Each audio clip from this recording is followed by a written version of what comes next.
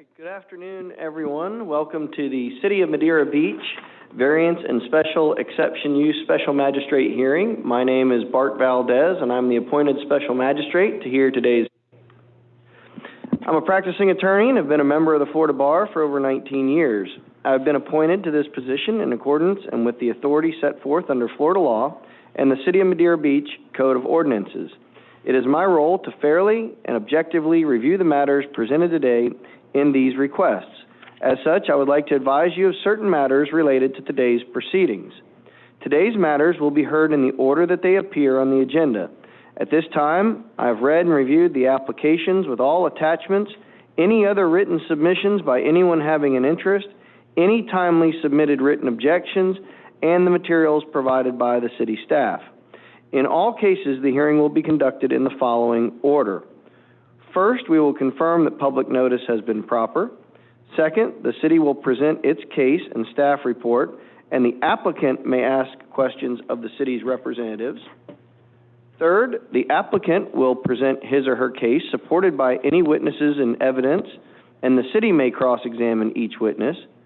Fourth, I'll take public comment solicited and received from parties directly affected by the variance. Individuals testifying do not have the right to cross-examine the parties. All public comment will generally be limited to 3 minutes per person. Last, public participation will then be closed. I will deliberate and then make a decision to grant or deny each variance requested in the application. Formal rules of evidence do not apply to this proceeding. However, I will exert every effort to ensure that fundamental fairness is afforded to all parties. After my decision today, I will issue a written order. The written order will be sent to the applicant as well as the city. Therefore, please make sure we have your current address. Additionally, you are advised that I do not have the authority to grant you a building permit. You must still obtain a building permit for any work you intend to do on your property. If anyone in the audience today wishes to present any information to me, it is necessary that you swear or affirm that you will tell the truth. Therefore, in just a few minutes, we'll have either the city clerk or the city attorney administer the oath and swear in everyone. So if anyone wants to talk to me today about anything that's on the agenda, you'll need to rise and be sworn. So this includes the applicant and any members of the public who want to talk. So with that, can we please go ahead and swear in anyone who wants to address me today? You could raise your right hand, be sworn under oath. You swear that the testimony you're about to give is going to be the truth, the whole truth, and nothing but the truth? I do. Okay, thank you. All right, the first case that we have on the agenda today is application 2020-02. The property owner is Stephen Rivera, care of Ivan Wolfson, and the property address is 306 129th Avenue East. Is the city prepared to go forward? Yes, we are. Please proceed. Is the property owner here in the audience, the applicant? I'm a representative of the office. Okay, all right, thank you. I just want to make sure. So we'll have you step forward in a few minutes. Okay. The city would call as its witness the Community Development Director, Linda Portal. Linda, can you please, first of all, tell us, are you employed by the City of Madeira Beach? Yes, I am. How long have you been employed here? Nearly 3 years. Okay. What is your job experience prior to working at the City of Madeira Beach? I have over 35 years in planning in Florida. I've worked at regional planning councils, done comprehensive planning, have routinely worked as an expert in comprehensive planning, land development regulations with several specialty fields, including historic preservation, stormwater runoff, and housing. And I also was the Community Development Director for the City of Gainesville, where I managed land development and planning, building codes, code enforcement, housing, economic development, the Community Redevelopment Authority, Neighborhood Housing and Development, and the CDBG Fund. I've also worked as a private consultant, in planning, land use planning for both private and public sector, and strategic planning for, in particular, public sector entities. And I taught urban and regional planning at the University of Florida for 5 years. Thank you. In your position here at the City of Madeira Beach, is it your responsibility to review applications for variances? It is. Okay, did you receive the application for variance from the property owner, Stephen Rivera, at the property address of 306 129th Avenue East? In this particular case, the city submitted the application and as a cooperative effort to move along the redevelopment after an emergency, state of emergency disaster. Okay. So the application, are you prepared to move forward and go through your analysis of the application as it's been filed for today? I am. Okay. And why don't you proceed with that? Thank you. The building at 306 129th Avenue East was badly damaged during Hurricane Irma. The back wall and part of the roof were removed, and there was extensive water damage. It was a very old building anyway, and really could not take that level of assault effectively. The value of the building was appraised at virtually nothing, and so there was no opportunity for them to redevelop the existing building or remodel it and save it, especially because we're in a floodplain and you can only remodel or invest into an existing building by 50% of its total value, and a value of zero doesn't give you much to work with. So they have worked over the years since the disaster, almost 3 years ago, to work out all their insurance claims and difficulties and the ownership of the property, and to try to find ways to collect enough investment to redevelop. And at this point, they are ready to do so. The code does allow for us to redevelop a non-conforming building if it is damaged in a state of emergency disaster declaration. And it allows them to bring back the same density and square footage that they had prior to the disaster, but they are required to build back meeting existing requirements for floodplain management. Obviously, they'll have to lift the building up above the floodplain or the flood designation for that property. Also, they have to meet the setbacks in the front and the side and the height restrictions.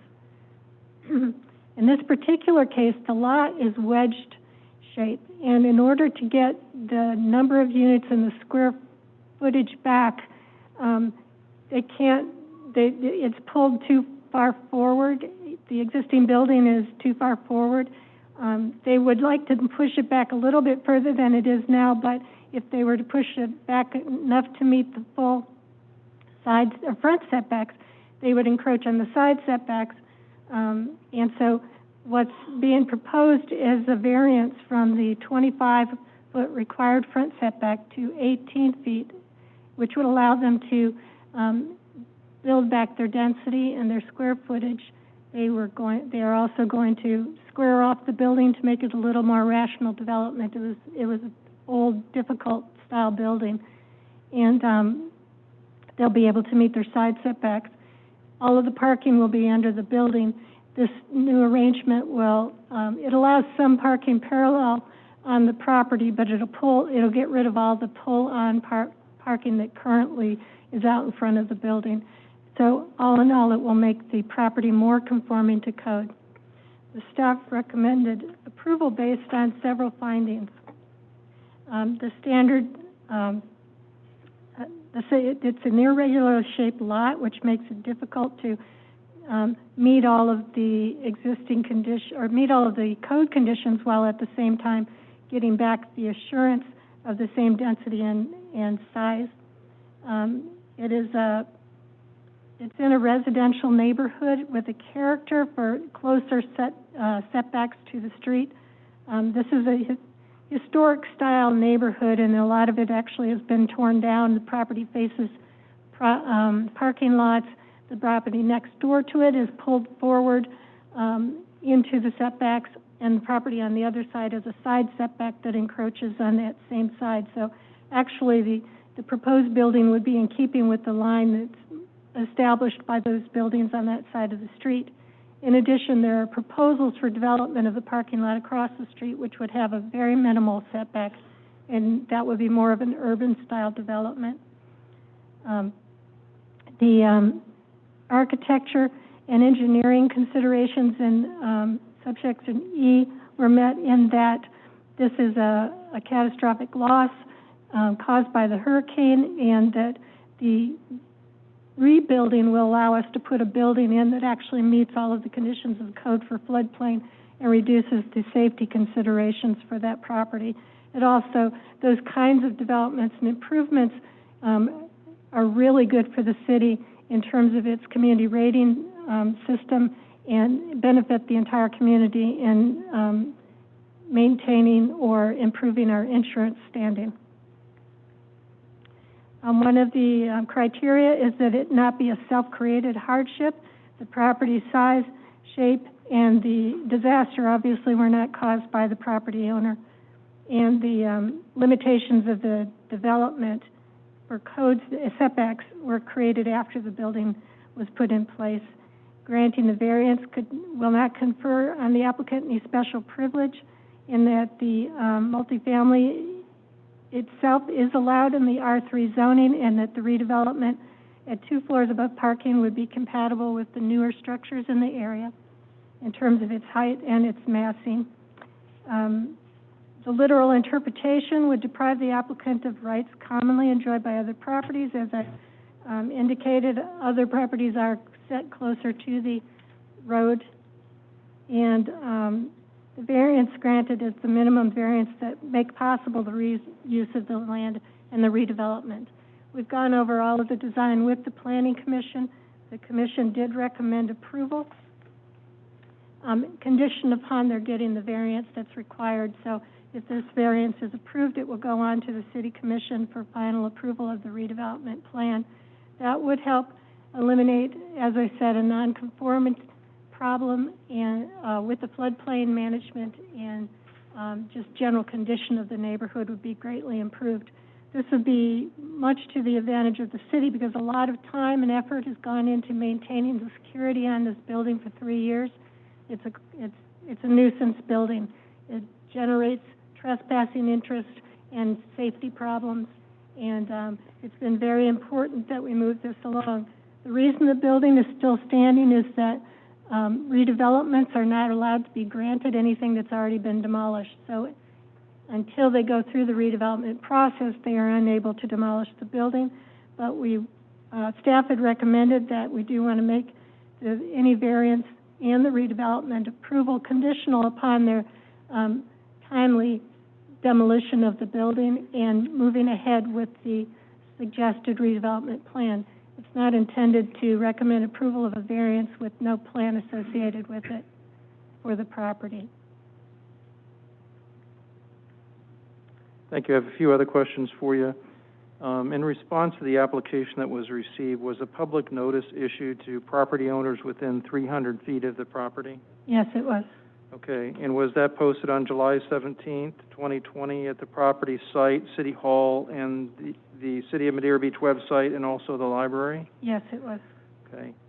In the packet that has been submitted to the special magistrate, it includes some photographs on pages 9 through 14. It looks like those are photographs of the notice, the public notice I was just referring to. Are those photos of the posting of those notices? Yes, they are.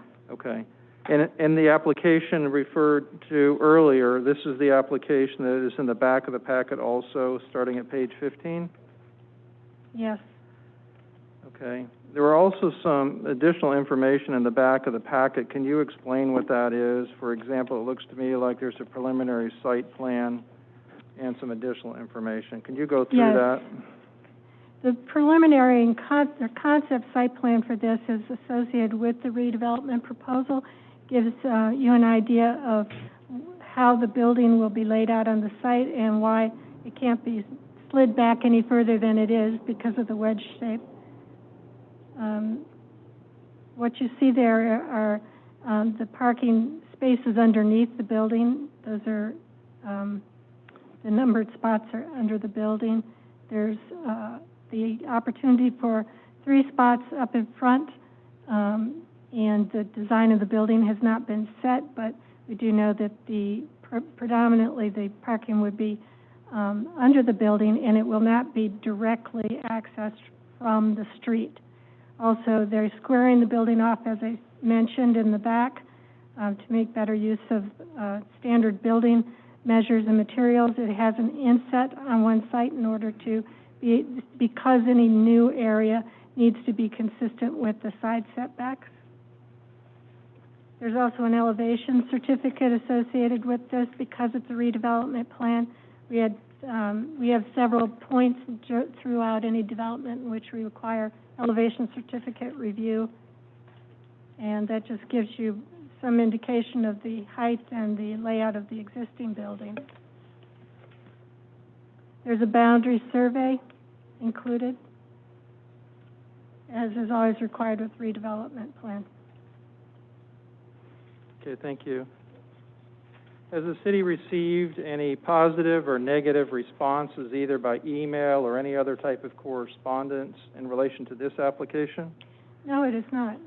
Okay, has anybody come into the office and spoke to you or anyone on your staff about this particular application that you want to address today? No. Okay. All right, I don't have any other questions at this time, Special Magistrate. We would submit into evidence as a composite exhibit the Special Magistrate Variance Request staff report and recommendations and the items that have been testified to. I believe it's your packet, pages 3 through 34.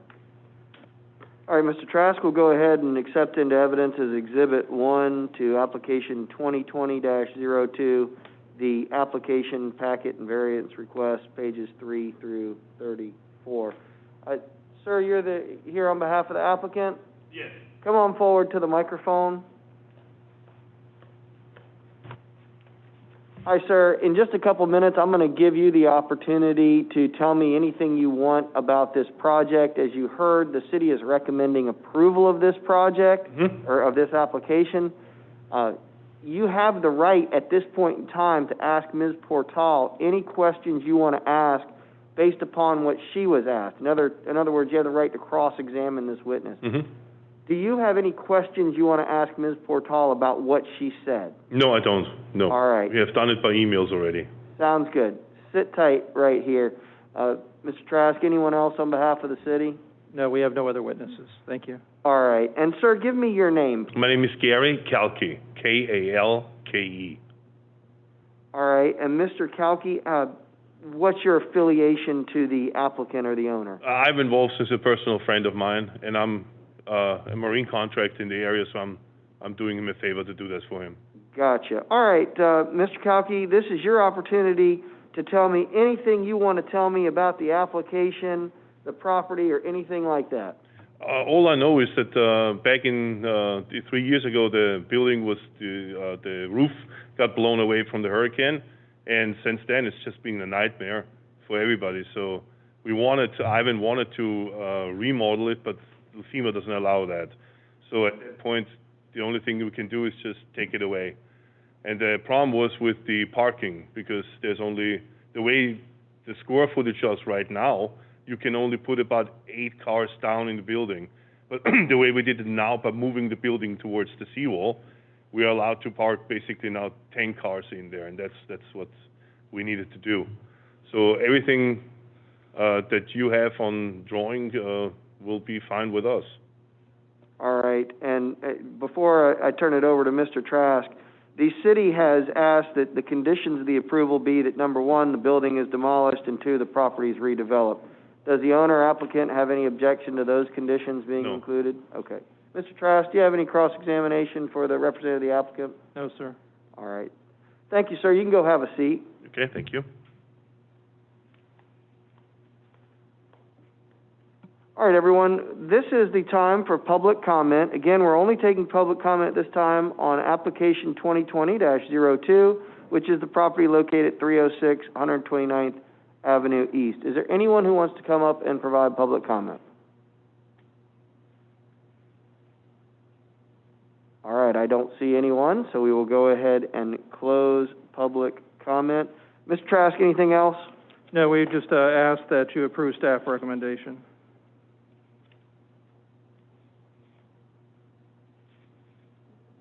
All right, in regard to case number 2020-02, I find that the applicant has met its burden through the presentation of staff.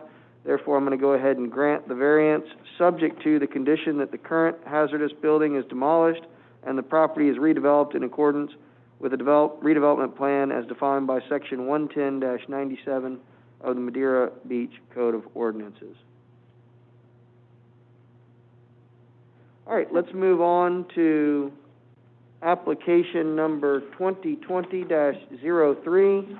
The property owner is Sam Lewis. The applicant is John Budzayak. And the property address that I see is listed as vacant lots between Gulf Boulevard and Gulf Lane. Is the city prepared to proceed? Yes, we are. Thank you. Go ahead, Mr. Trask. I'd again call Linda. Is it necessary to go through her experience and her resume again? You know, given what I assume all these members of the public that want to speak here today and seeing the objections, Ms. Trask, I'd say go ahead and go through it one more time so we've got a complete record in this hearing. Thank you. So, Linda, if you could go ahead and state your name and your occupation. My name is Linda Portal. I am the Community Development Director for the City of Madeira Beach. And how long have you been in that position? Almost 3 years. And do you have any prior experience in this position as the Community Development Director for the City of Madeira Beach? And if so, could you please explain it? Yes, I have over 35 years of urban planning in Florida, including time working with Regional Planning Council to direct the growth management and land use development program. In that program, I served, and following that, served as an expert in land use, local regulation, floodplain management, historic preservation, and housing. I also worked as the Community Development Director for the City of Gainesville, where I directed short and long-term planning, the Community Redevelopment Agency, the Building Code Enforcement, Neighborhood Housing Development, Economic Development, and the CDBG program. I also worked as a consultant, as an urban planning consultant for both local governments and nonprofit organizations and for private development interest for large-scale development, and also taught urban and regional planning at the University of Florida for 5 years. Thank you. With regard to the application that we're reviewing now, application for variance 2020-03, have you had the opportunity to review the application? I have. Okay, and have you prepared, along with your staff, a staff report and recommendation? Yes, I have. And this is for some vacant lots on Gulf Boulevard and Gulf Lane. The ID numbers parcel ID numbers are listed on the staff report. Could you go ahead and then proceed with your staff report then? Yes. The property in question are 2 lots that are 40 foot wide and 104 feet in depth.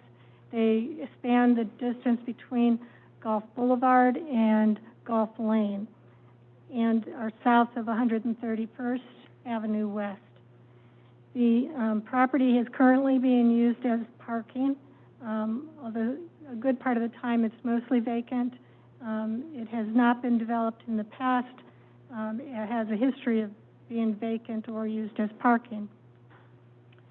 The narrow width of the lot and the distance, the depth of the lots are a bit of a challenge. They are required by code to have setbacks of 25 in the front and 25 in the back, or the rear of the lot, which would be the lot on, the rear would be on Gulf Lane. So the developer has proposed, have a concept proposal. They have a proposal in for a building that would involve 3 units of 2 floors over parking, a triplex. And in order to get the dimensions that they wanted in, they wanted to back up closer to Gulf Lane, considerably closer than the 25-foot setback. The staff needed to go through the code to make sure that they had the amount of density allowed and the lot area allowed, and they verified that that was the case, but then also had to review for all the variance criteria. Ultimately, the staff had recommended a 10-foot setback instead of a 5, but found in the process of analyzing the area and the development conditions that there are practically no setbacks all the way along Gulf Lane, that there are dozens of buildings and walls and fences and things that have been built right to the lane. The lane has kind of a developmental character, a historic character of its own. It's different than the rest of the city, definitely. Gulf Lane is only 15 feet wide, and it was built out almost like an alley, except that it does provide a front address for a large number of buildings. And some of that has evolved over time. Some of the lots along Gulf Lane are also very small. There are even 40 by 40 foot substandard lots in the area. And so, unfortunately, given the way the current codes are written, almost everything along Gulf Lane is a non-conforming structure. So in looking at the development potential and the fact that what was being proposed is consistent with a normal kind of small-scale residential units, the staff found as follows. Under criteria 1, we evaluated whether special conditions or circumstances exist which are peculiar to the land. In that case, we found that the lot being sandwiched between a highway and a local street, and that the combined lots are narrow, that although they are conforming for a minimum of a single-family development, the development for more appropriate of a multi-unit because of its location is hindered by the setbacks that dictate the dimensions of any structure.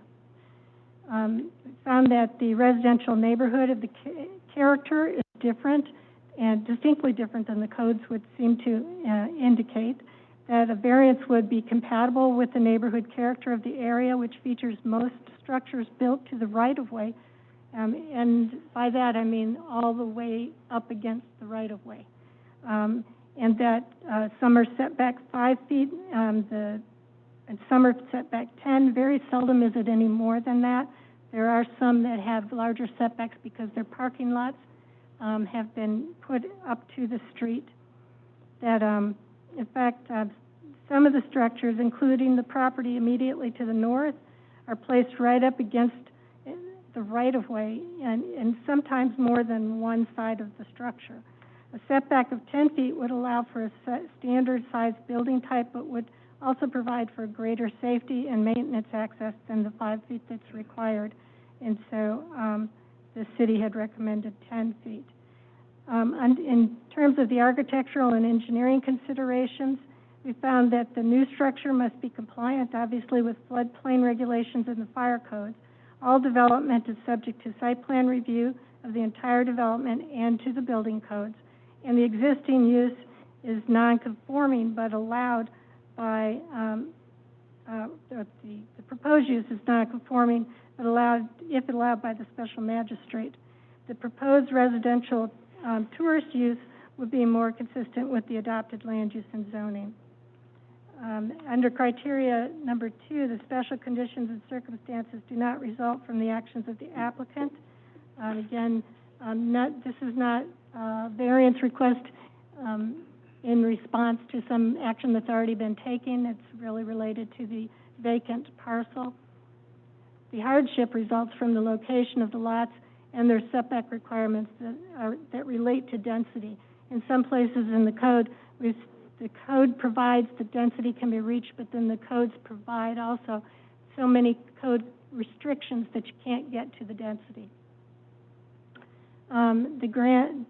Under criteria 3, granting the variance will not confer on the applicant any special privilege that is denied other land, building, or structures in the zoning district. As I said, the code relief given to some properties in the past greatly increases the density and reduces the setback to a far greater degree than is requested here. Most properties, and especially those immediately adjacent, have been allowed to build in proximity of the right-of-way and into the setback along Gulf Lane, even when it's in their front setback. Number 4, the literal interpretation would deprive the applicant of the rights commonly enjoyed by other properties in the same zoning district. In this case, the petitioner proposes a variance is necessary to avoid denying the property owner the right provided the vast majority of surrounding property owners, and to allow for the building density offered as an option for property of the overall parcel size throughout the R3 district. In criteria 5, the variance granted is the minimum variance required. The reasonableness of the proposed design is in many ways defined by the fact that almost every structure built along Gulf Lane encroaches into one setback or more due to the apparent impossibility of design within the parameters of the code, given the size and configuration of those lots, as it relates to the dimensional and density requirements of the R3 district. However, it can be argued that a 15-foot reduction in the setback is not the minimum needed, and that a 10-foot reduction would allow 10 or 15, that the 10-foot setback would be a minimal, doable. It's something that could be built reasonably. In criteria 6, the granting of the variance will be in harmony with the general intent and purpose of the city land development regulations. In this case, the variance will facilitate construction of a project that furthers the goals and meets all other code requirements, and that will replace a legal non-conforming use, which is the parking. Now, in variance category C, it states that the magistrate has the ability to set special conditions and safeguards for the city while granting variances. And in this case, the project proposed for the site will be required to meet all other requirements of the land development and building code, and a variance can be granted for relief with competing standards from competing standards that have the effect of preventing the implementation of adopted goals for small lots in traditional neighborhood settings. The city did recommend, as I stated, and I'd like to clarify there, we got a typo, 2 typos, that the setback be from 25 to 10 feet. As is stated on the front, the 25 to 10 foot reduction recommended was also correct in all of the notice and the mailings. Thank you. In addition to the... Ms. Trask, I hate to interrupt. Say that again, Ms. Portal. I just want to make sure okay. I'm looking at it. In the last staff recommendation summary, I apologize. It was supposed to read from 25 to 10 foot, and that those are the dimensions that were reported in the notice and on the front of the application. The applicant actually is requesting 5 feet, as far as I know. I don't know that they make in any plan changes yet. All right, sorry, Mr. Trask. So for clarity's sake, in Roman numeral number 4, it had previously referred to 20 inches to 10 inches. It should be 25 feet to 10 feet. Correct. Okay. My So apologies. in addition to the staff report, there were some photographs of the notice of public hearing. There was a notice of public hearing issued to people within 300 feet of this property, correct? Yes, there was. And was that published on the property as well as City Hall and the library and the city website? Yes. Okay. In addition to that, there is the application in the packet that had been, it looks like, printed out by Mr. Bodziak, the architect. And then there was some additional information behind that. Can you explain what the additional information is that is behind the application? And I'm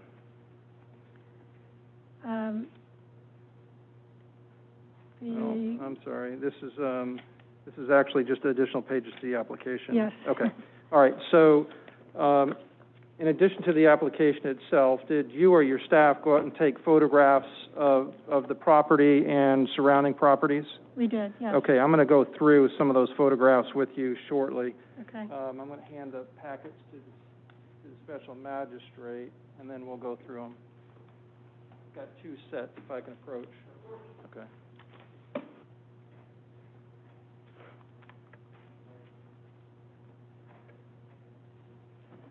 In the first packet of photographs, the full-size photographs, first of all, they've been numbered in the bottom right-hand corner of the page, correct? Yours have, yes. Yeah. Okay. So if we could look at the full-size photographs first, since we started Okay. at page number 1. Oh, these.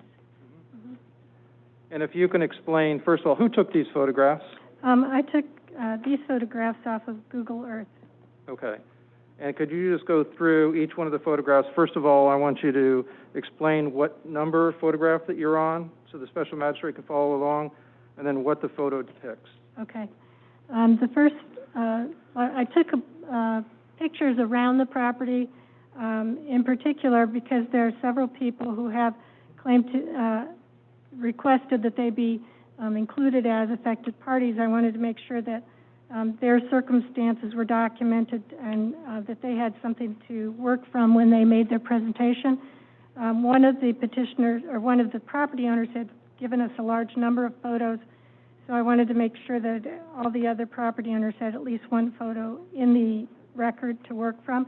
The first is designated as Johnson property at 13095 Gulf Lane as number 1, and that is the property that would be immediately adjacent to the proposed building and most affected directly by the setback requirement. Okay, let's not leave that photograph. Okay. So, in looking at the photograph, there is a table, there are some chairs, there is some landscaping, and some posts. That's all in the city right away? A bit of it is right up against the city right away. Okay.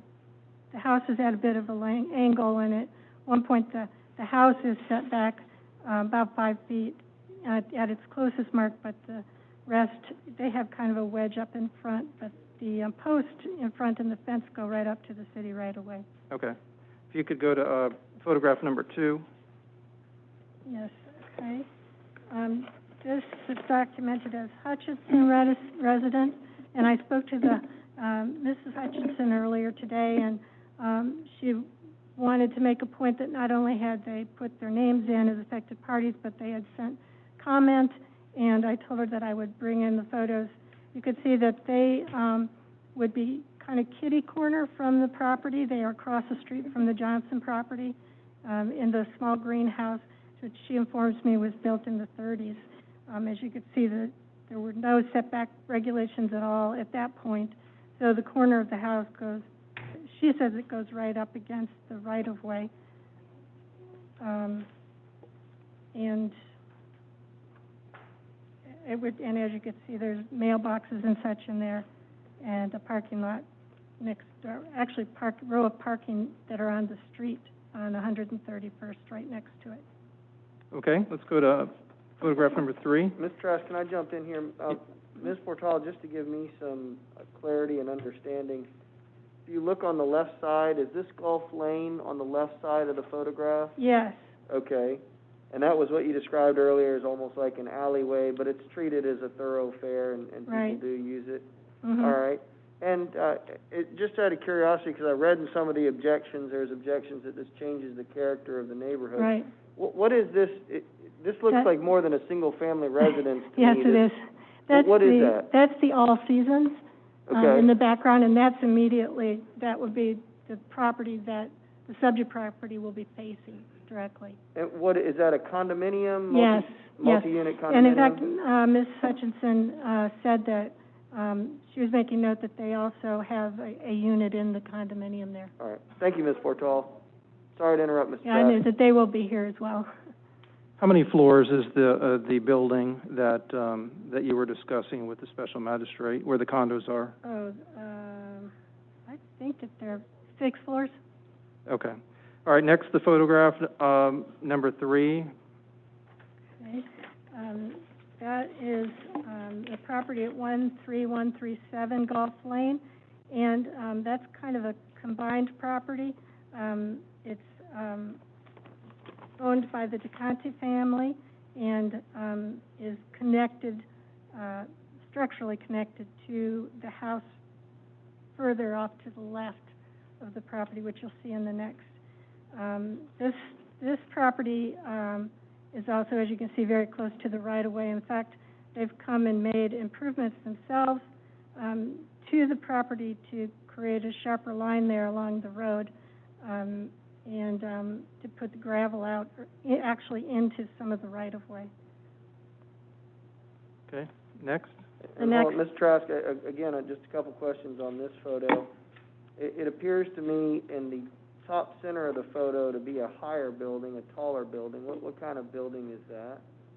That's also a condominium. All right. And going down Gulf Lane a little farther, I see what also looks like a building rising above the trees. Right. They there. also have hotels down there. Okay, thank you. And then there's a bigger packet that kind of gives you a tour of the entire Gulf Lane. You would see all of that. It's a very mixed area. The R3 allows, actually, it would be difficult to build that now because of height restrictions, but a lot of those are non-conforming legal. Please proceed, Mr. The next page is 150, 131st Avenue West, and this is a house that's connected to the 13137 you saw on the previous page. They share. You can see the connection on the following page. And some of this property, this has been a really tricky piece to redevelop, I know, because the property line is actually up closer to the house, and some of this improvement is actually in the right-of-way. So can you try to explain where the right-of-way line is on this photograph number 4? Basically, the line that runs not along the road, but the next line back in the concrete it's close to where the right-of-way is. Perpendicular with the palm trees then? Correct, yeah. So are the palm trees in the city right-of-way? Yeah, it's questionable. I would have to see the survey exactly. It's tight. It's a close call. Okay, thank you. There's it's been a lot of these structures are built to the property line on all sides. Photograph number 5. That is the connecting piece between the 13137 Gulf Lane and the 131st. And you could see that horizontal line running parallel to the house. Okay, and then if you could just quickly, I know there's a lot of photographs in the Right. second packet, just quickly go through those, starting with photograph number 6 and going through the end in the second packet. I'm not going to prompt you on the photographs. I'm just going to have you go through them. Okay. This is a picture of the property itself, which is currently used as parking. You can see behind it a sign that says All Seasons. The All Seasons is across the street, is that bigger 6-story building, and someone can address that later directly. That was number 6. Yes. Number 7 is, again, a picture of the property. You can see its relationship to Mr. Johnson and Mr. Belcher's property there on the left. There's not much separation, and they're across the street from multifamily, a tourist-type hotel, and also condominiums. The big road that you see there is Gulf Boulevard. And this you need to tell us what photograph you're on. I'm 8. sorry. You're on photograph number 8 now? 8. Gulf Boulevard, and just the front, you can see that there's not much setback from the roadway itself up there, just a sidewalk. And then the next, number 9, is also taken from on the subject property back towards Mr. Belcher's property, which is right up against the sidewalk on Gulf Boulevard. And this is a picture of the property. Number 10 is a picture of the property from Gulf Lane looking back towards, across to Gulf Boulevard. And again, 11, the same. And then there are a number of photos moving along Gulf Lane. You could see this would be the view across Gulf Lane from the subject property. There's the entry there around the side towards the All Seasons property, that building right up there against the asphalt. And you can see the other houses there that are just the other side of the fences, with the fence all the way up to the right-of-way.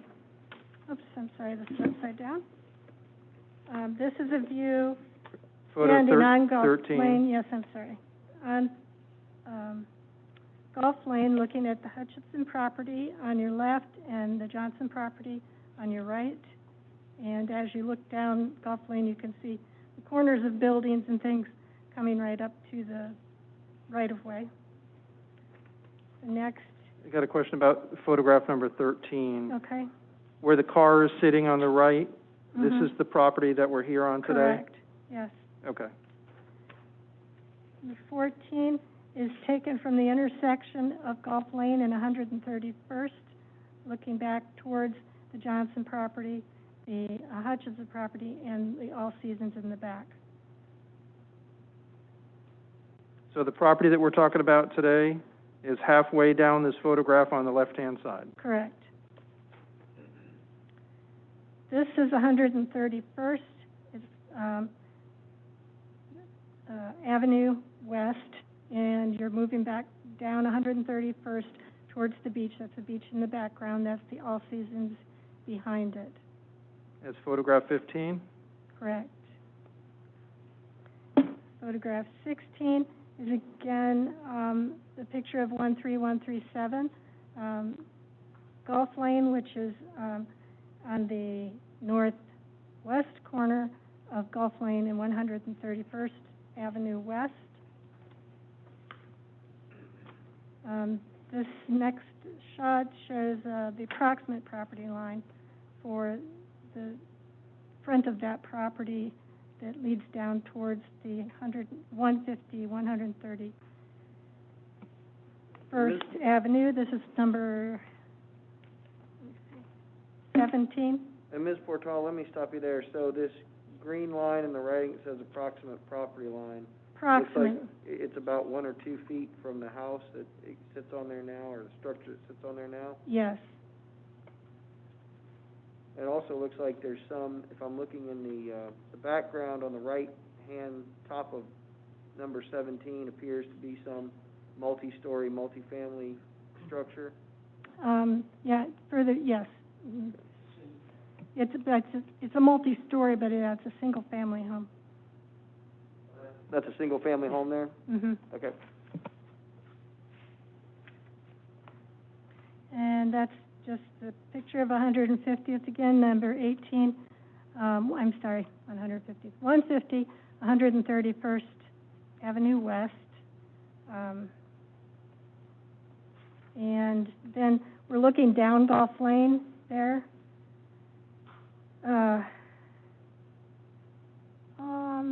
Starts looking towards the south, just to give you an idea of the approximate location of buildings along the lane further down the road. Is that photograph number 19 you're referring to? Yes. Okay. Number 20 is just a little bit further down. You can see a stairwell coming down the side of one building right close to the right-of-way there. Several buildings that are up against the right-of-way. Number 21, again, just further down the lane. This is to the south. And there are motels and condominiums all along the road. This is probably the property pictures going towards the north. You can see the block wall on the top of the right hand there in front of the stop sign. Actually, this is further north, but it's looking back towards the property. Your Looking photograph south. 22? Yes. So that's just a block down from the property. And then a little bit further down or up north, We're getting closer to the new development of the Barefoot Beach and the old Barefoot Beach. The white wall that you see there is the older version of the hotel, and the tall building you see in the distance there is the new one.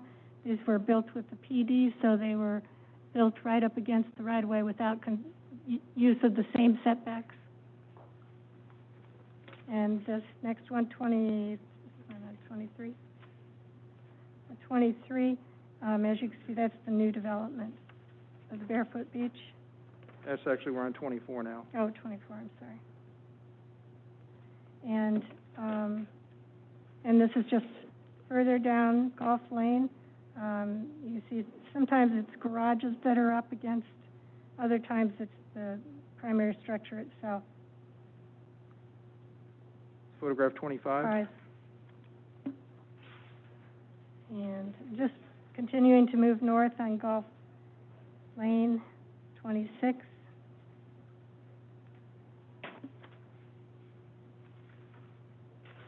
Continuing, we're at 134th Avenue now in Golf Lane, number 27. Yeah, on 27, what is, I see a building that says Princess. What is that? It's a condominium.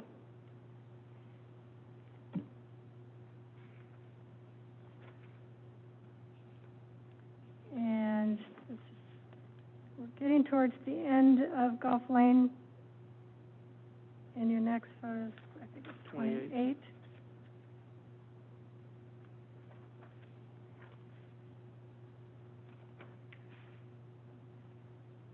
And 29. Sometimes the buildings were set back, but then people have come along and fenced out all the way to the right-of-way line and kind of captured that area as part of the yard. You can see the tiki hut in the background there. And number 30. Number 30 is actually looking back to the south again, on the south end of Golf Lane. Eventually, Golf Lane runs into parking lot, city parking lot, another condominium parking down that direction, and then it picks up again on the other side of that parking you see at the end of the road there. 31 is the other side of the parking, because for some reason Google Earth won't show the area where the parking is. This is as close as you can get.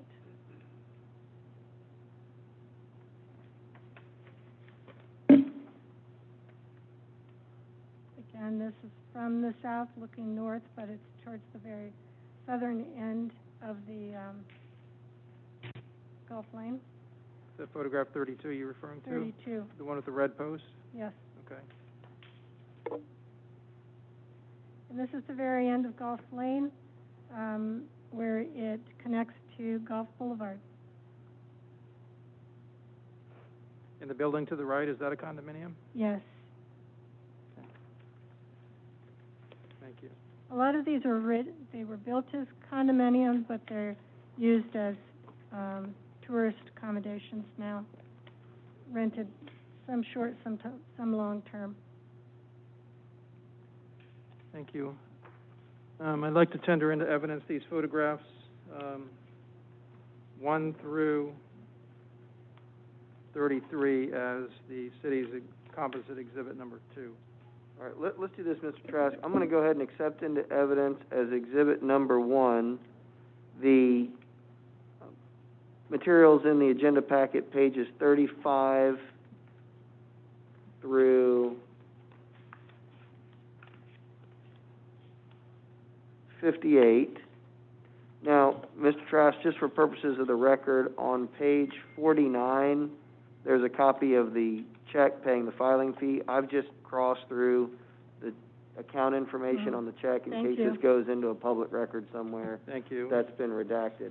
Appreciate that. I'll accept into evidence as exhibit number 2 the photographs 1 through 5, and then I'll just do exhibit 3, the photographs that are numbered exhibit 6 through 33.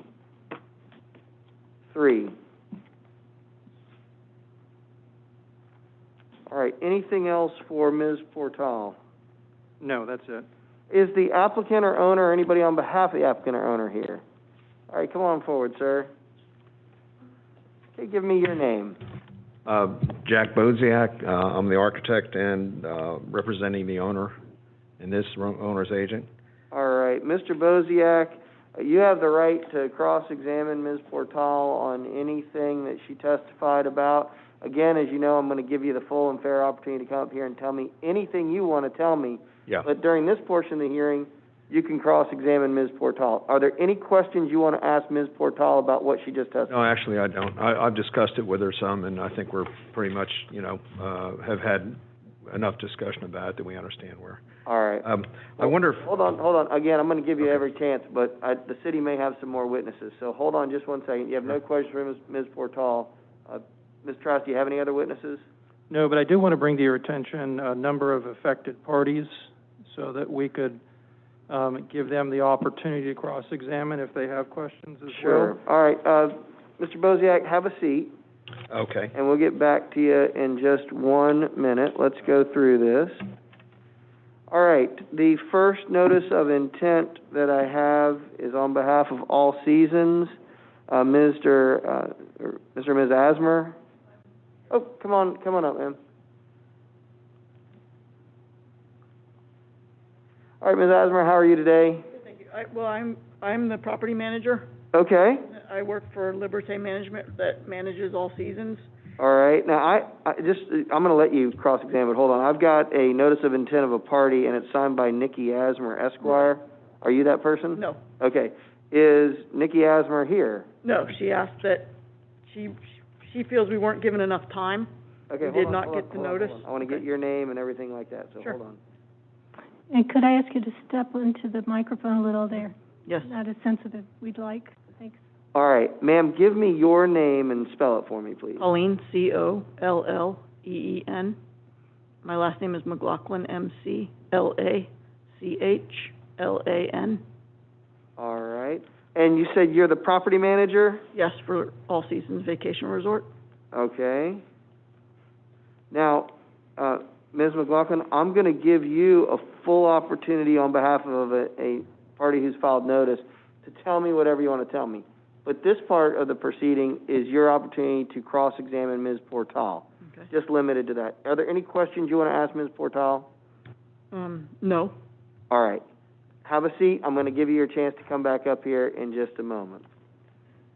All right. The next notice of intent to be a party is from a Robert Hutchinson. Is Mr. Hutchinson here? Okay. I do have his written email. Yes, both Mr. and Mrs. Hutchinson are out of town, and they did send an email of their comments. They wanted their comments to be considered at the appropriate time. All right. This may be his wife. Is Beck Hutchinson here? Okay, I'm assuming that's the wife that's out of town. That's who I talked to. Mm-hmm. Okay. How about Robert Belcher? Are you here, Mr. Belcher? Mr. Belcher, come on forward.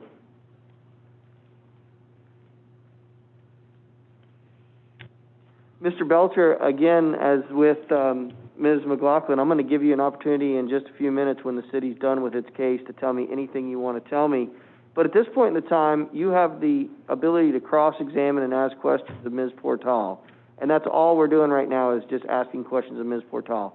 Is there anything you want to question Ms. Portal about based upon what she just testified to? Yes, one thing. Under the public notice, which I just got on last Saturday, didn't have much time to pin all this down. All it says is setbacks from 25 to 5 feet. Now, I understand 10 feet is what you were proposing in your information that Yes, you already mentioned. The petitioner has asked for 5, Now, and we've recommended 10. Are you recommending 10 feet on 4 sides? No, just the rear setback. The rear setback is the only one that's Just being the rear varied. setback? Yes. And so the 5 feet is not valid? Well, it's what the petitioner is requesting, so it'll be up to the magistrate whether he approves 5 or 10 or none. it depends on the outcome of this hearing. The reason I ask is because my building built in the 50s by a masonry contractor out of New Jersey. All the buildings in those days, the telephone poles were the line of ownership. And my building, of course, is right on the line. Now, so when I saw that 5 feet, I went to the computer and all that and with a lot of anxiety, understanding that possibly somebody wanted to put a building 5 feet from my wall. And this is incorrect, correct? We're not, there's been no request to vary the side setback. So the side setback for multifamily and that I think it's 10. I'll have to look at it.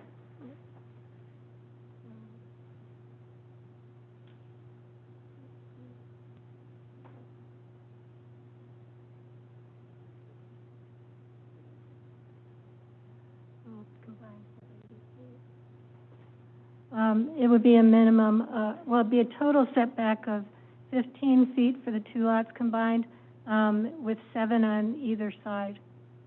Minimum of 7 on either side. That's the standard for R3. I have no other side. It's just right to the line. I understand, because you're saying that your house is built directly on the property line.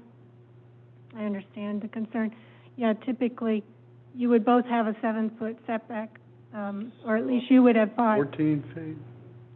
It's 15 feet total. The least on one side would be 7. Okay. So it would be set. And when we looked at the plans, I know you were in last week, and we looked at the plans, and the building would be set back in the front, probably beyond your house. So there's likely to be nothing right next to your house, no structure. It would have been nice to have a footprint on the notification to come to the meeting, on the public notice showing exactly what was going on, because I was working in the dark. I had no idea. Right. The code doesn't require them to provide a complete site plan. They did have one available here at the city, and then you and I did go over it. Yeah, I had to come over here after the fact that I went through and took all these pictures. Yes. Yeah, oh, yeah. But I was in the unknown then, so Right. I apologize for too much information. And That's really all I have to... All right, Mr. Belcher, I'll give you another chance. If you think anything else you want to tell me, just sit tight and you'll have that chance in just a few minutes, okay? Appreciate it. All right. The next...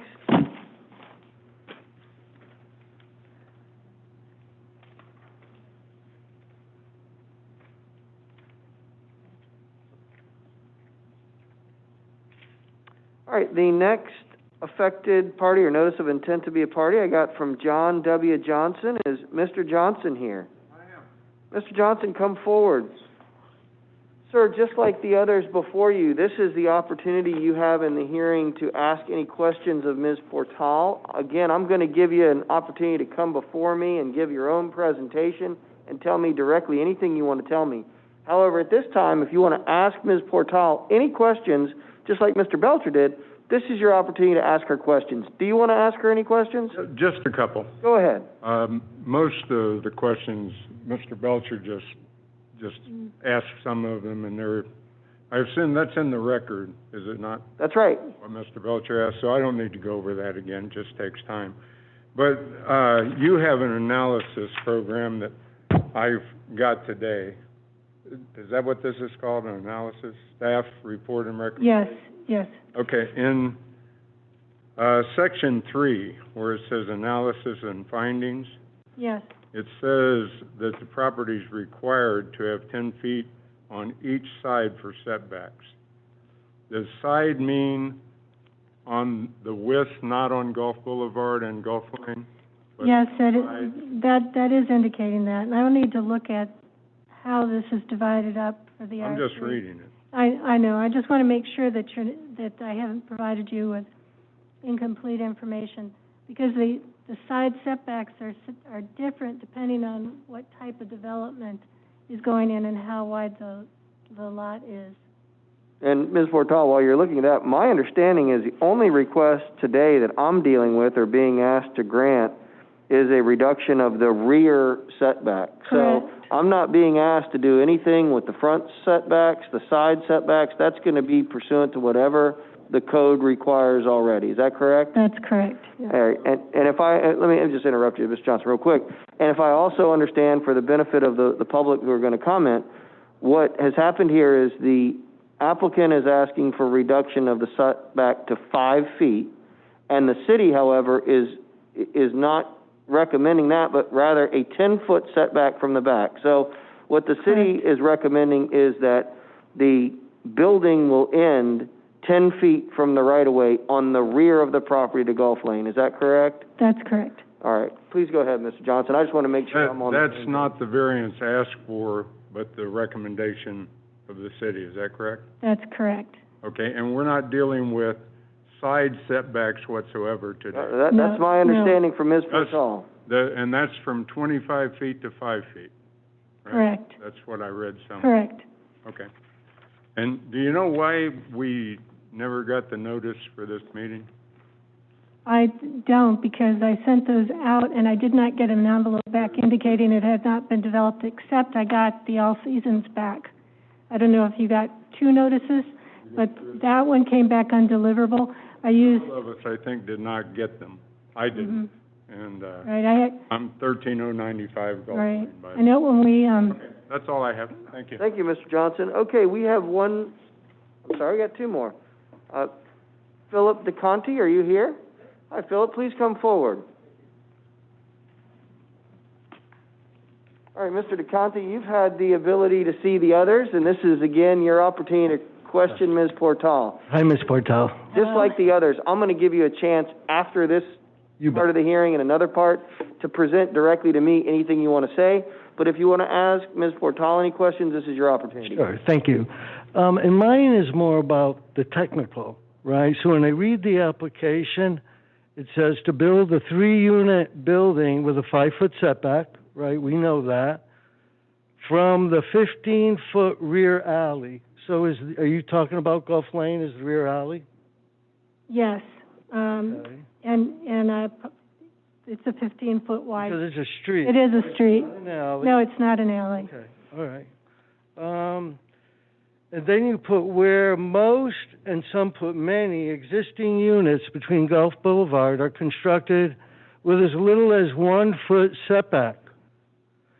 Most of these are 1940s, 1920 roads.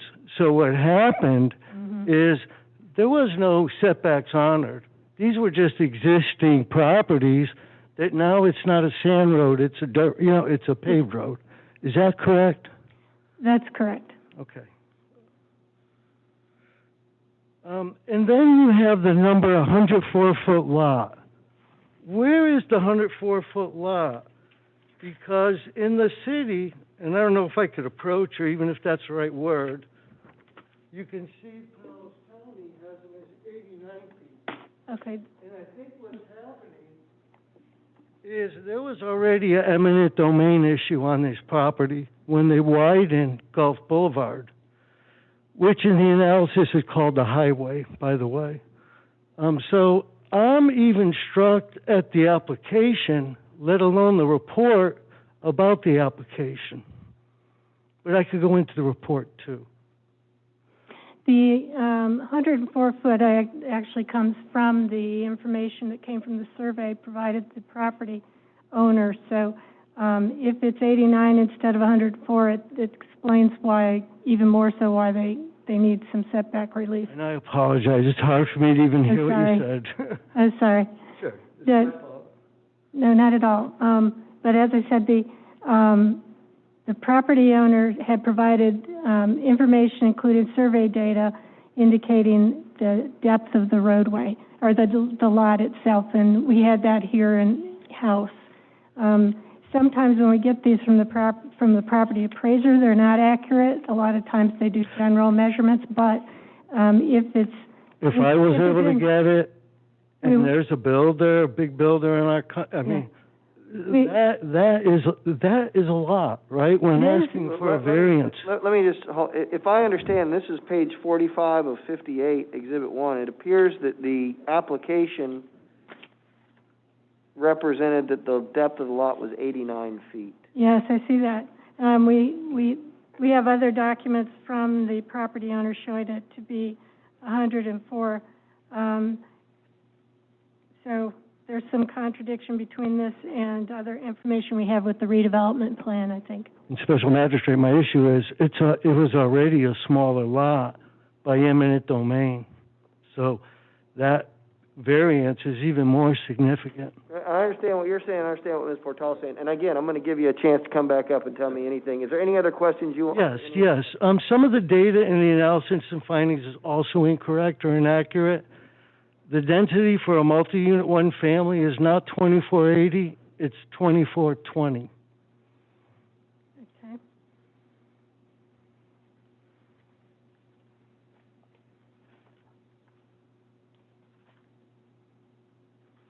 They also talk about the narrowness of the lot within criteria under section 2507. The narrowness of the lot, it was always 40-foot narrow. The narrowness never changed since the start of the lot.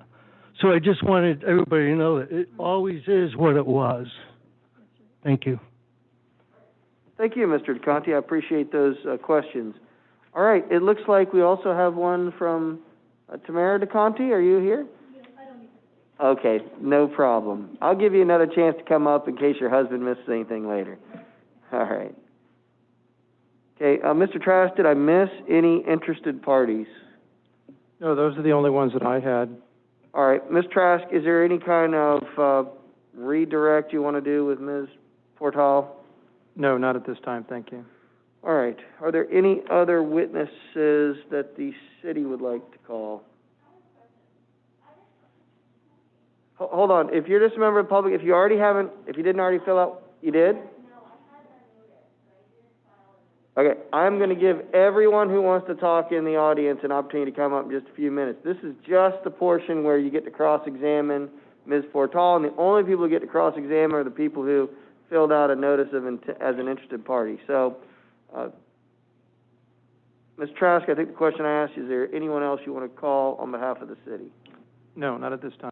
All right. Okay, so now that the city has gone ahead and presented its case, this is going to be the opportunity for the applicant, the owner, to come forward and tell me what the applicant wants to say. After this, we'll get in to hear from all the interested parties, and then we'll do public comment. So, come on up, sir. And just, I know you already told me who you are, but state your name again for the record, and then tell me anything you want to tell me about my consideration for this application. Jack Boziak, I'm the architect and the agent for the applicant. There's one thing that did come up during the discussion with the public that I would like to discuss with Ms. Portal. There was a discussion about the side yard setbacks, which we have at 15 feet. Multifamily is 15 feet, and that's why we came in on this as multifamily. Duplex, if I'm not mistaken, I believe Zane had said was 10 feet, not multifamily. That's why we came. There was not enough square footage to come in as duplex. So we're actually coming in as multifamily, not duplex. I just want to make that clear because I think that's not a clear statement in there that's applicable to this. Yes, this lot's been there for quite some time, and a lot of things have happened up and down the beach over the years. The site consists actually of two 40-foot lots with a depth of approximately 87 feet. The lots are known as Lot 18 and 19, and they have the unfortunate circumstance where they front not only on Gulf Boulevard, which is considered the front and access to the site, but they also front on Gulf Lane. Gulf Lane is an unusual circumstance in that I went out there to measure some of the additional lots and the setbacks that exist out on Gulf Lane, and it was kind of unusual that when I went to measure them, I found that about 12 foot of it on average is paved of the 15-foot easement. So it's kind of hard even to determine where some of the other residences sit relative to the property line. I did a diagram. Can I submit this?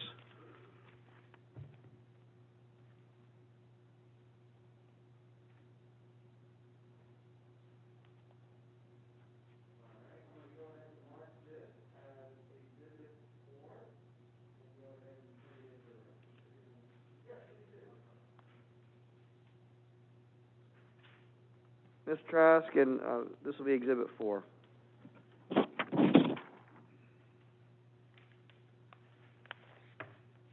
What I actually did is I went out and measured a block and a half in each direction. I didn't go all the way down the lane going to the north, but I basically measured the existing setbacks on most of the buildings, and it was an interesting find because, and I know that the precedent is basically that there are a bunch of existing houses that not only touch Gulf Lane, but come within a foot of Gulf Lane. I marked, starting from way up at the corner on the north to the left of that photo, you'll see there are two buildings that I think actually sit in Gulf Lane. It's so difficult to determine where Gulf Lane is with only a 12-foot surface that changes from having a curb to being a rough edge, a rough paved edge. So it's a little bit tough to determine Gulf as it runs all the way down the road. However, I thought it was kind of interesting because let me go back to the property for a minute. The property fronts on both Gulf Boulevard and Gulf Lane. The property is a little over 6,900 square feet, and we're proposing 3 townhouses that are relatively small. They're less than 1,300 square feet on average, and they are approximately 35 feet in height. They meet all FEMA and Florida building code regulations and all other applicable codes as to the building codes. The 87-foot by 80-foot site basically is a very tight situation to fit anything on in there. And I might state that the adjacent building, for example, has 2 full-scale homes on a smaller lot, one on Gulf Boulevard and one on Gulf Lane. The 2 homes have setbacks that I didn't want to violate their property, but it appears that the setbacks are on the rear. I do know it's about 6 to 7 feet. In between the houses looks to be about 5 feet, and the front house appears to be right on Gulf Boulevard. The adjacent smaller houses are both single-family residents, about the same height, very close to the same height as what we're proposing.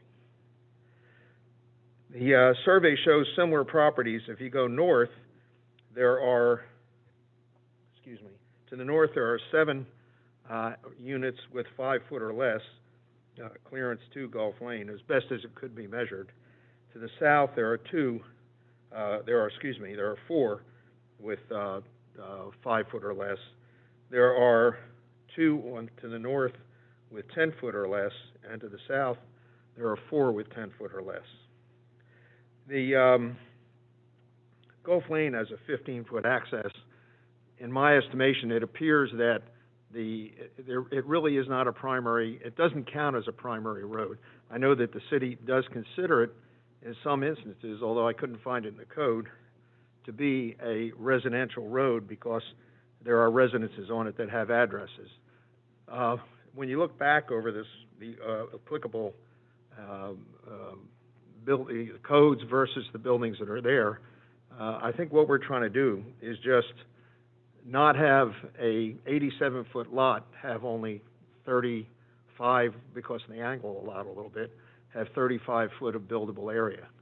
I think that's an awful lot to ask of another property owner, especially when you consider that the adjacent buildings and several other buildings along Gulf Lane have a much different setback arrangement.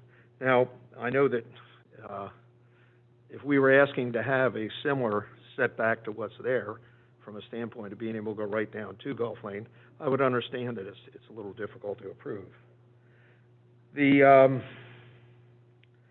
As I said, the survey that I ran of the adjacent properties going north and south pretty clearly shows that we would be in basically more spatial than what a lot of the properties are, and we would not be what I consider violating the character of Gulf Lane.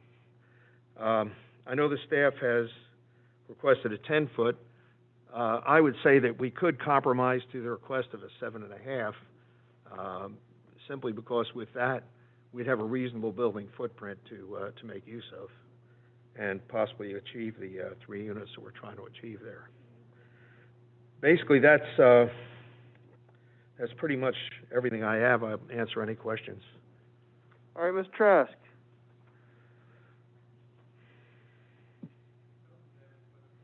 I'm sorry, I don't think I have any questions.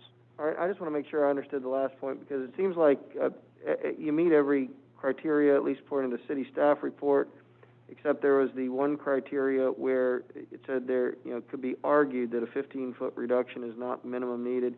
You believe you at least need a 7.5-foot setback? I think that the fact that we really front on Gulf Boulevard, and I think that we would have, we would really have more than what anybody around us has, and I think it would be a more than generous relief from the alley. When you look right across from us, the alleys are there are houses that are actually right on the property line, or as little as a foot off. Also, the character of the alley is no longer a single-family residential character. It's got multiple multifamily 5- and 6-story buildings on it, 4-, 5-, 6-story buildings on it. The future of the alley is, unfortunately, probably that it'll have more 5- and 6-story buildings on it as the years go on. So I think that the character that we're trying to accomplish here is compatible with the existing conditions and exceeds, for the most part, many of the existing conditions. So I don't think it's an unreasonable request. And also, as I said, we're willing to compromise it to a 7.5-foot. Yeah, that was my question. You can build what you're proposing to build with a 7.5-foot setback.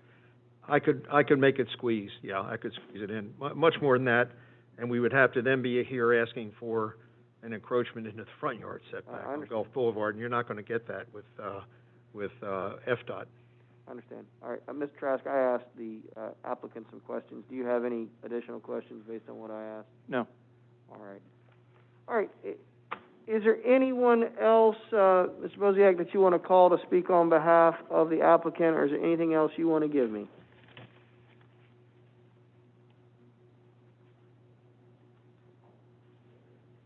Is that all? Do you want to call anybody else to talk on behalf of the applicant? Okay, sorry about that. All right, the applicant has provided me with what they want to provide. Mr. Trask, is there a desire to allow any cross-examination of the applicant from any interested parties, or, okay. Yes, I think that'd be appropriate. They are a party, and so. All right, but before, does anyone who spoke to me before that's an interested party, that's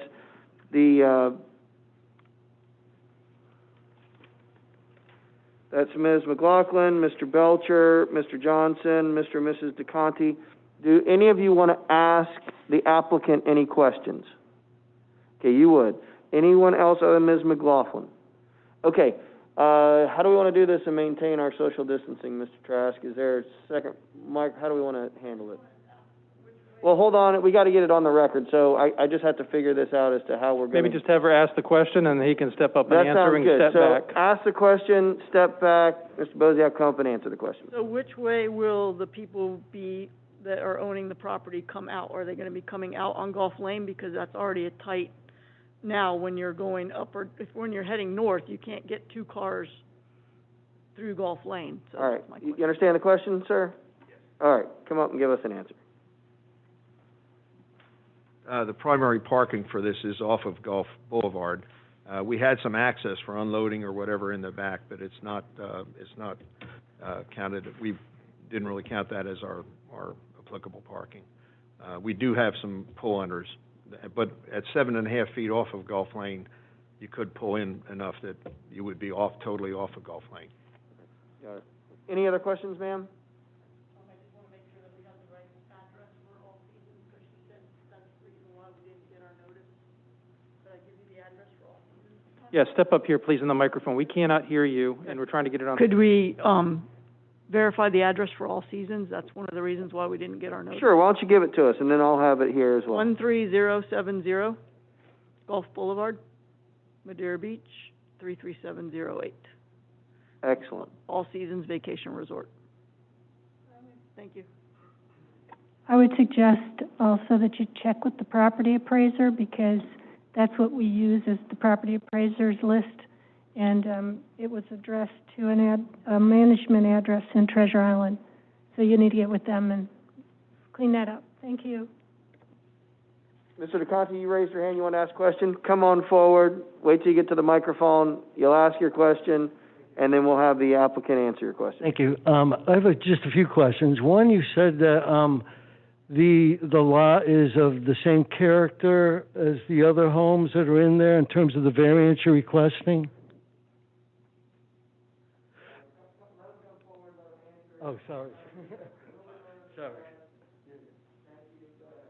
Yeah, what I was saying is what we're proposing is pretty much the same character. It's you know, more or less old Florida or wood siding, you know, elevated above FEMA elevation.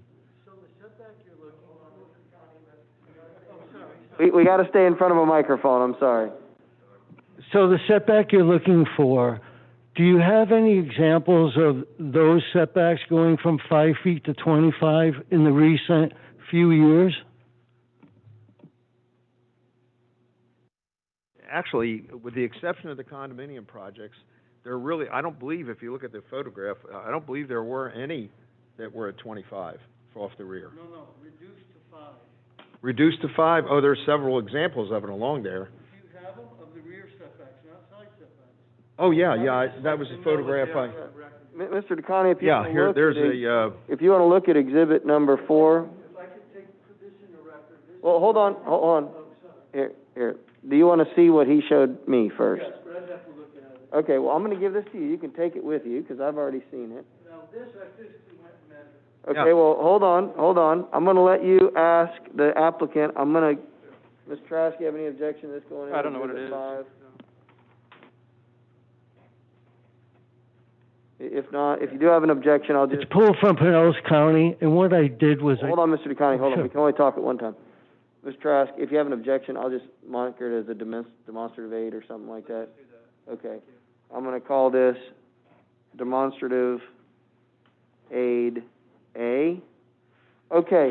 Mr. DeConte, here you go. Let me give this back to you. If you want to ask the applicant any questions based on that exhibit, it's now in the record. You can ask him that.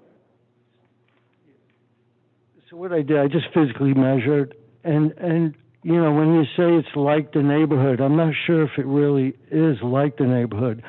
I'm not anti-development either about that, right? And also, is there an acknowledgement that the lots will be joined? Right, for the record, right?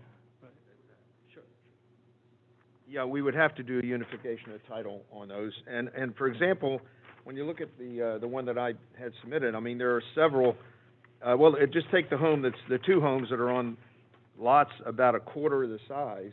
Each one of those homes is on a 40 by about 49 or 47 foot lot. And you know, they fill the property line virtually all the way. And we grew into them. Oh, no, I understand. I understand.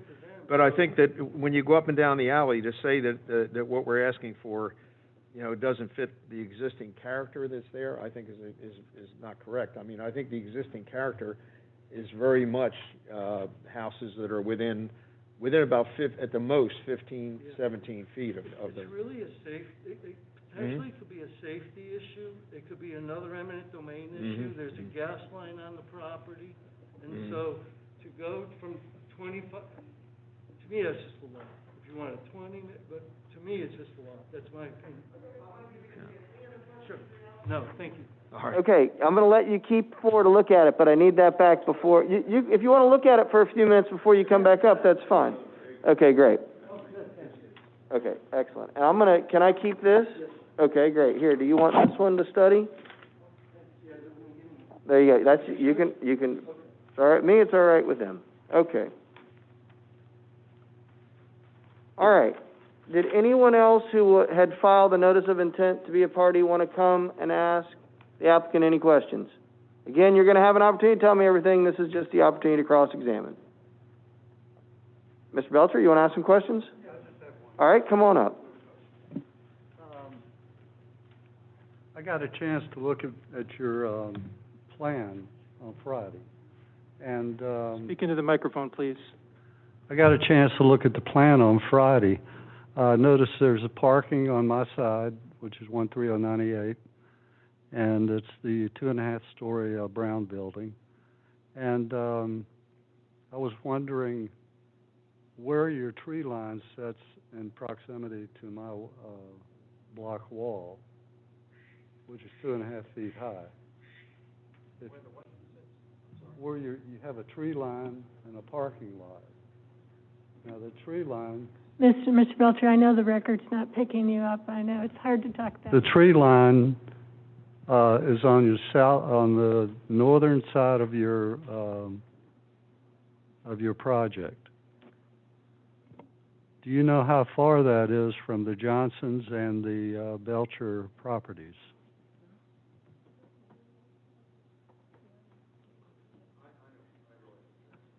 All right, the question is, do you know how far the tree line is? Why don't we let them come up and answer the question, just how far the tree line is? And again, everyone remember, we're not talking about side setbacks today, or front setbacks. We're only talking about the distance from the rear. But why don't you come forward and give us the answer on the tree line question? Yeah, the tree line basically is the landscape line you're talking about for future landscaping. Yeah, it's within that setback that ranges from about 4 or 5 feet to about 8 feet. So it's within that, and they're not massive trees. I mean, these are relatively low, simple, simpler plantings. They're not, or palm trees, one or the other. So they're off of the property line. They're probably 4 feet, I would say, 3 to 4 feet minimum. Well, 4 feet probably. Which I don't understand your concern. All right, I mean, it's required landscaping. Yeah, but it's within 5 feet away from my property. It's under 5 feet. We're not picking anybody up. You need to step forward into the microphone. It's within 5 feet of my property then. It's under 5 feet. I think I understand the question, but again, we're not talking about the side. You're the side neighbor. We're not talking about that today. Are there any questions you want to ask about the rear setback that they're asking about? No, I can go through that when you... Okay, then just give me a few minutes on that. All right, anyone else want to ask the applicant? Mr. Conti, questions? Is that what you want to ask? I've not seen this data. Can I make a comment? No, you're going to have a chance to comment all you want in just a moment, but right now, this is the opportunity to ask questions. So, you want to ask a question? Come on up and ask the question.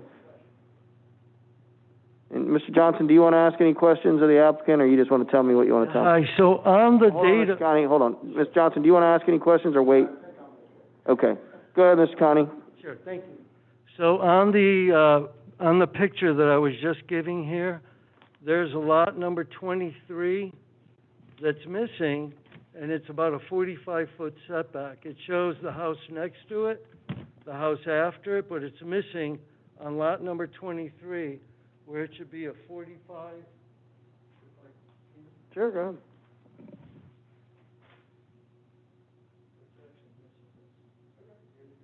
I understand. And I think what the purpose of this is that he didn't identify every setback. He only identified the setback. You're missing a huge one, right? Okay. Do you know the answer to that question, sir?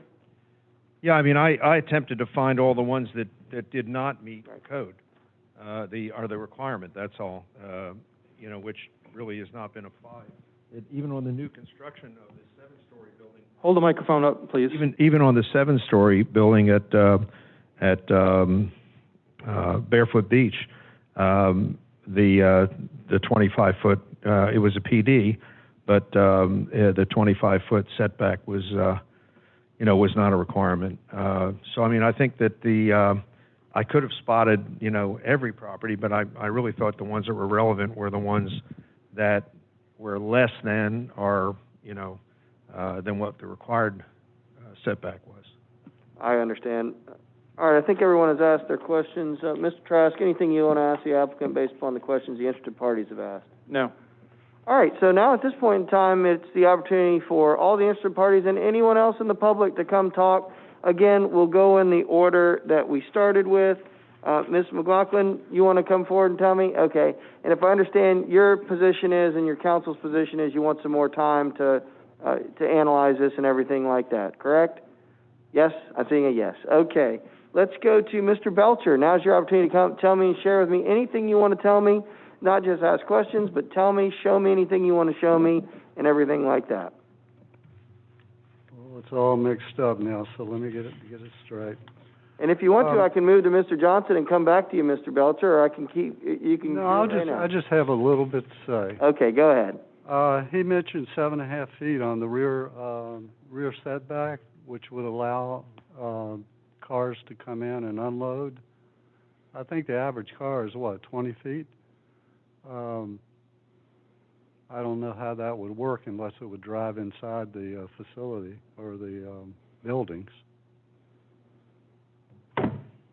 All right, anything else you want to tell me? Golf Lane, I've been living there most of my life. Golf Lane is narrow, and there are paramedics, there are fire trucks, there are just people, tourists flying down that road constantly.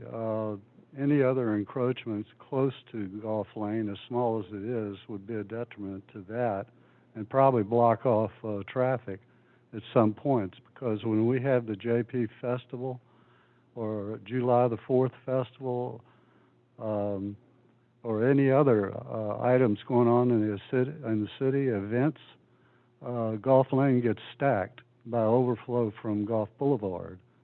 So we need to make that as clear as possible with nobody pulling in halfway. And at times when properties become a detriment to the city, they need to be coincide wider at points where it can be to facilitate all that traffic. It's getting worse all the time. All right, Mr. Belcher, I wrote that down. Anything else you want me to consider? No, I would just recommend no 5 feet, no 7.5 feet, 15 feet minimum of any kind of setback. Excellent. And Mr. Belcher, I want you to know as well that I did review your written submission as well. Well, I had a little anxiety going then because I had just gotten that notice and I had no idea what was going on. Well, I understand. So I did review your handwritten, your narrative as well as all the pictures. So I want to let you know I have reviewed all of that. So thank you. Okay, I appreciate that. All right, Mr. Johnson, it's your opportunity to come forward and tell me whatever you want to tell me.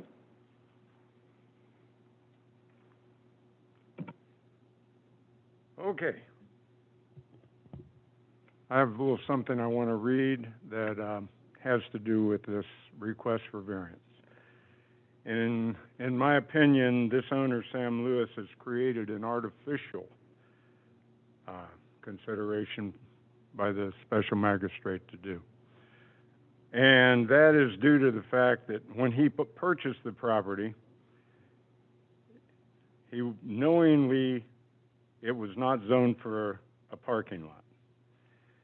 The zoning did not meet Mr. Lewis's individual needs at that time. He wanted a parking lot so that the workers during construction of his project on the east side of Gulf Boulevard, and he was considering only his own agenda and not in the best interest of the neighbors, he simply began using the property as a parking lot.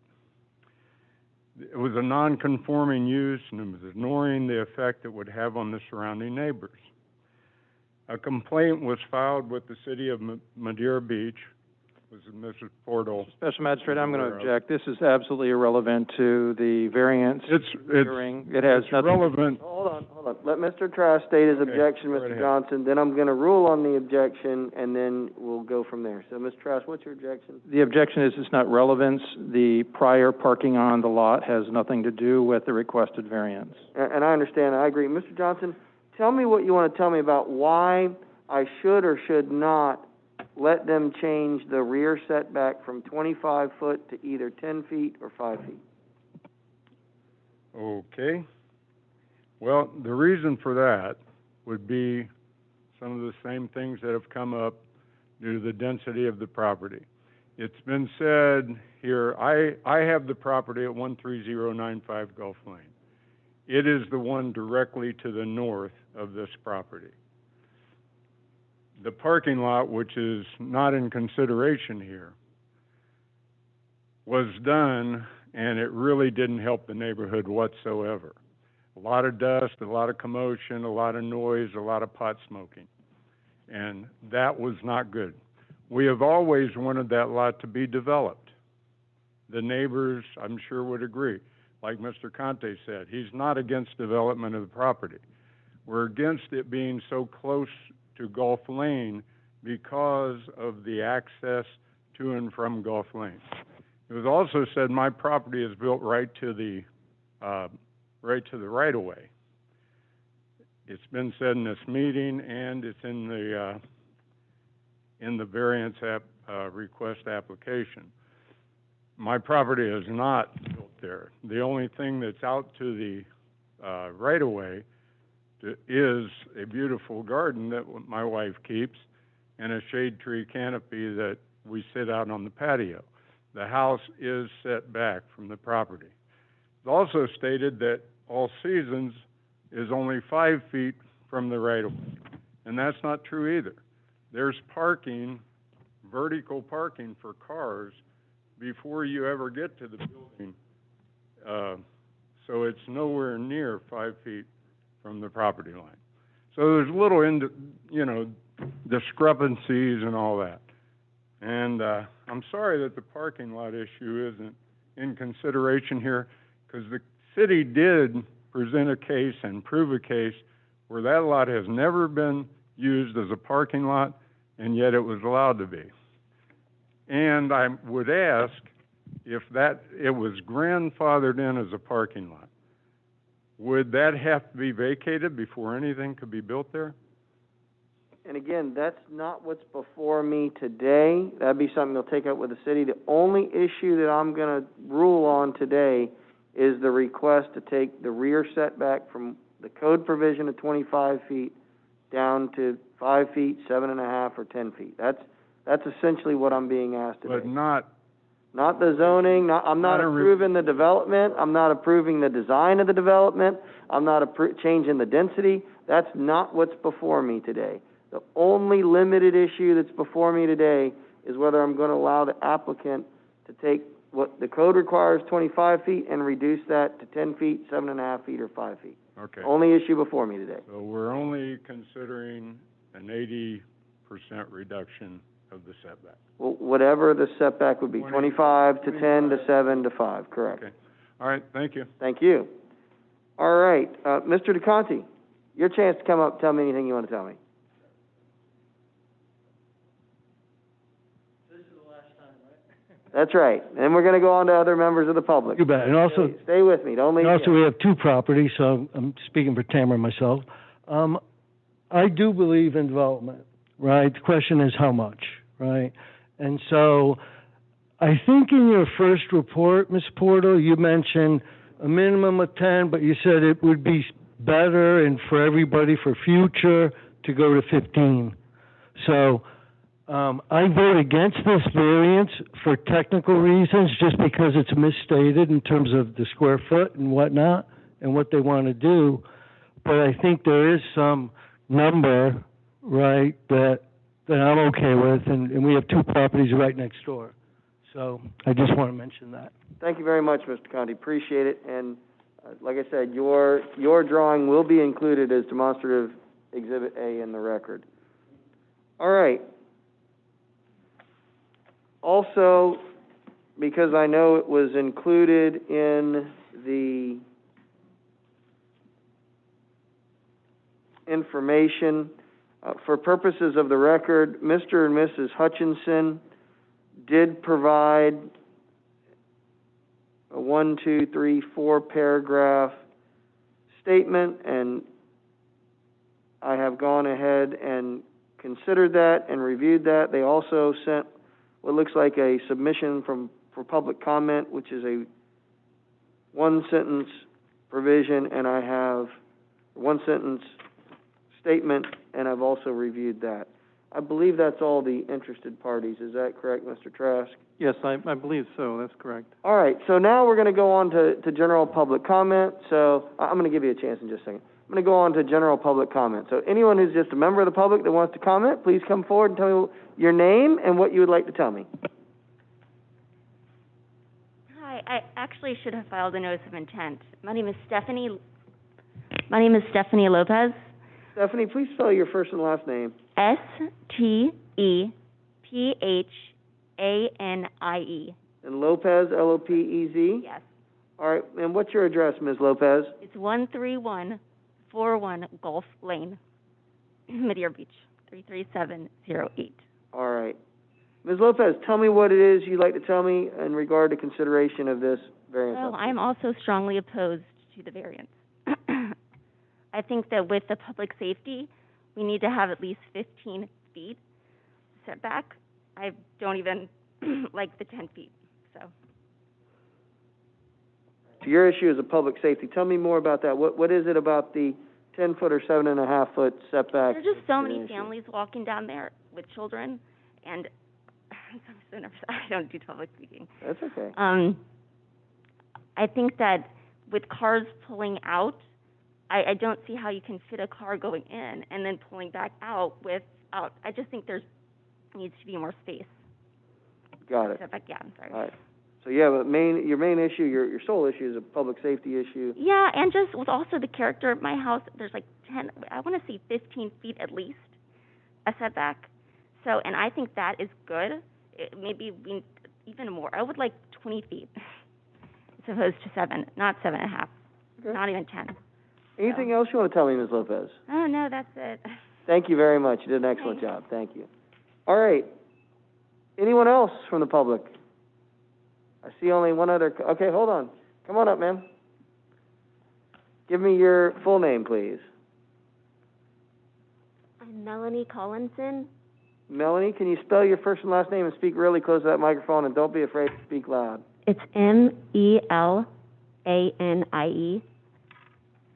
Last name? Collinson, Collinson. And Ms. Cullinson, what is your address? It's the same as 13141.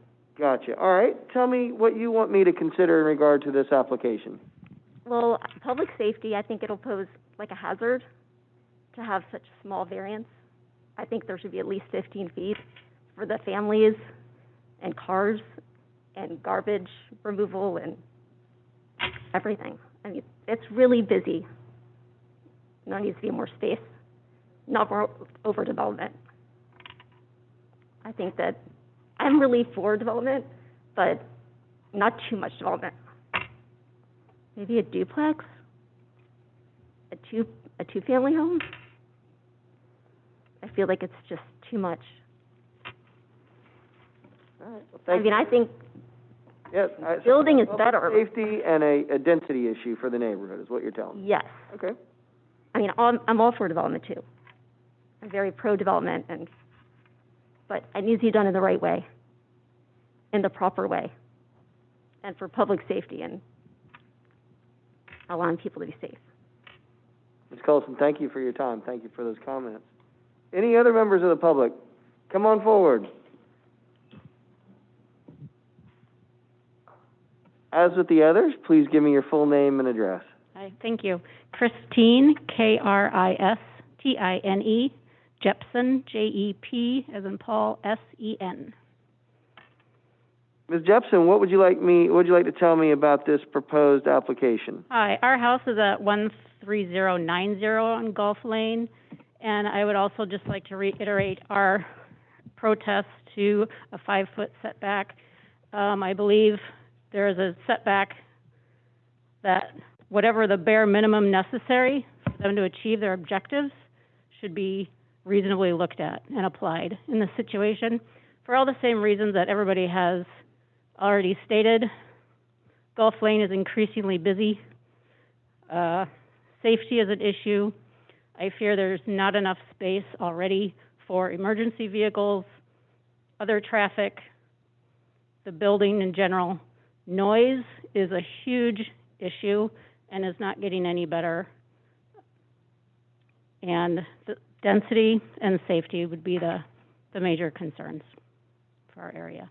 Thank you. Thank you very much, Ms. Jepson. All right, any other members of the public? Come on forward. Ma'am, give us your full name. Carol L. Johnson.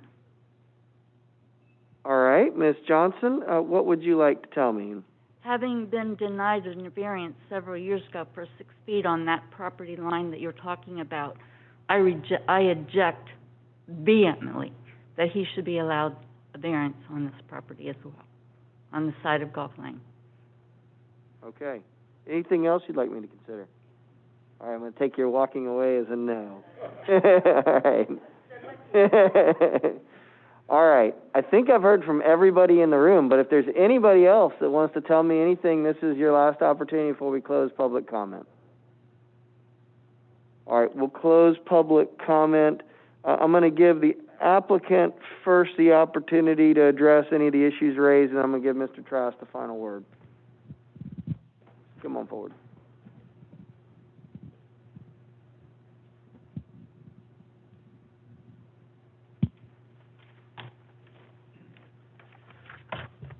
Mainly, I wanted to address a few miscomments made by Mr. Johnson. I just want to be clear.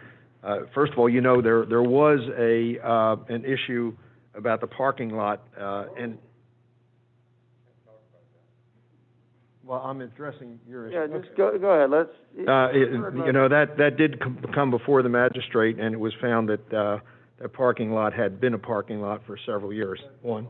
Number two, he was incorrect when he said that we did not represent that his property, the rear property line in our diagram, his closest corner is 5 to 6 feet off of the right-of-way, and so we did not represent that he was right on the right-of-way. I mean, I think that we made a fairly accurate representation of the existing conditions. You know, basically, those were the two main things. I do understand, and as I said, we would, you know, of course, if you saw fit to approve the city recommendation at 10 feet, naturally we would have to work within that. We were trying to get it to 7.5 feet to make it a little bit easier on trying to make the property fit properly. When you back out of the property, by the way, the main thing blocking your view is the adjacent house. There was one other comment about me saying that one of the condo projects was 5 feet or something off the road. One of the ladies said I did not say that. My diagram clearly represents that I did not measure any of the multifamily buildings. I just want to make that clear. Aside from that, I mean, I think that we're trying to make a reasonable attempt at putting a project on there that is compatible with existing conditions, which are very common up and down the alley. I think they're going to be many years changing, and I think that we have taken into account trying to make this thing work with a reasonable approach of very small units, townhouse units, to keep the footprint down to a minimum. I'd appreciate your consideration of that. And is there anything you want to address? We've heard several members of the public talk about public safety issues and whatnot. Do you want to address that at all? Well, I think that the public safety issues that exist on Gulf Lane, a lot of them exist because of the existing buildings that are going to be there for a long time yet, that are in the 1 foot and 1.5 foot and 2 and 3 and 5 foot setback from the road, from Gulf Lane. I think Gulf Lane is not improved to its fullest extent. If it was, it would infringe on a lot of the improvements that are already out into Gulf Lane. So I think that Gulf Lane has been used and misused over the years by several of the residences that are out there existing.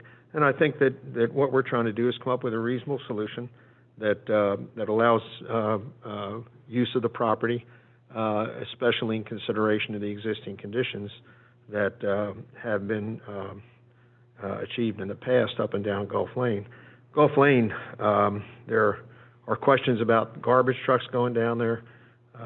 You know, it's an existing condition that's existed for years. We would not create a situation that certainly was any worse than the conditions that exist and will exist for a long time out there on Gulf Lane. So I don't think we're contributing to any further hazard on Gulf Lane. All right, thank you, sir, appreciate all your time. Thank you. Mr. Trask, anything else? I think it's clear that you've heard the testimony from both the affected parties and the public that they are concerned about, obviously, the public safety issue. This project, even if the 10-foot variance was granted, it would not increase that public safety issue. The squeeze points are going to be reflected in the aerial photograph that was received in evidence as Exhibit Number 4, showing where the properties or the homes, the structures are located within 1 foot of the roadway. Obviously, if it was a 10-foot setback, there would be significant area for vehicles to maneuver in the area that would be directly behind this property in Gulf Lane. We're asking that you grant the variance subject to staff recommendation, and that is to reduce the rear setback from 25 feet to 10 feet on those 2 parcels of property. And that's all I have.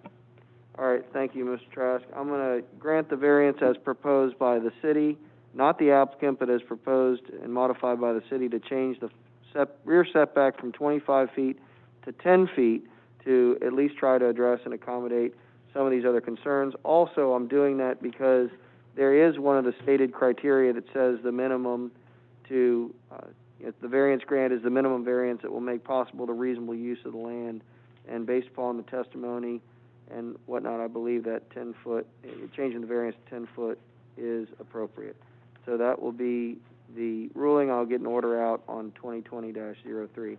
Any other matters before me today, Mr. Trask? All right, that will conclude the public hearing. Thank you all for coming.